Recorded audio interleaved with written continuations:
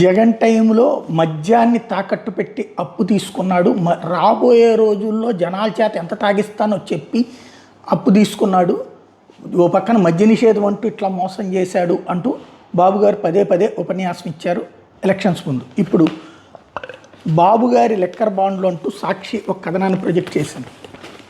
Excise బాండ్ల రూపంలో 5,490 కోట్ల రుణం, రాబోయే మద్యం ఆదాయం తాకట్టు పెట్టి అప్పు, బాండ్ల జారీ మీద జీవో లేదు, గుట్టు చప్పుడు కాకుండా వ్యవహారం, ఏకంగా 9.15% అత్యధిక వడ్డీ రేటు, నాడు తక్కువ వడ్డీతో తక్కువ అప్పులు చేసిన శ్రీలంక అయిపోతుందని యాగి, సంపద సృష్టిస్తానని చెప్పి ఎక్కువ వడ్డీతో ఎక్కువ అప్పులు చేస్తున్న చంద్రబాబు, 18 నెలల్లోనే బాబు గారి అప్పులు 2,66,175 కోట్లు, 5 ఏళ్లలో జగన్ ప్రభుత్వం చేసిన అప్పుల్లో 80% 18 నెలల్లో దాటేసిన బాబు. ఎక్కువ అప్పులే కాదు, వేగంగా అప్పులు చేయడంలోనూ బాబు గారి టాప్. 2014-19లో అప్పుల compounded annual growth rate CAGR 22.63%, YS Jagan ప్రభుత్వం ఇది 13.57% మాత్రమే.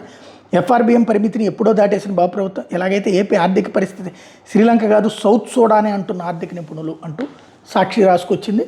అయితే దీన్ని అప్పుడైతే ఇలా చిన్న వార్త 14.5 లక్షల కోట్లు 15 లక్షల కోట్లు అంటే పెద్ద పెద్ద చర్చలు, రోజుల తరబడి చర్చలు, మేధావుల ఉపన్యాసాలు ఇవన్నీ నడిచేది. ఇప్పుడు ఒక్క మేధావి మాట్లాడలేదు. మరి మేధావుల నోట్లో పచ్చెలక్కాయ పడిందా లేకపోతే ఎందుకు ఆగిపోయిందో తెలియదు. అదే సందర్భంలో మీడియా డిబేట్లు కూడా దీని మీద ఆగిపోయినాయి. ఎందుకు ఆగిపోయినాయి అంటే మేము ఒకళ్ళ కోసమే పనిచేస్తామనే విధానం.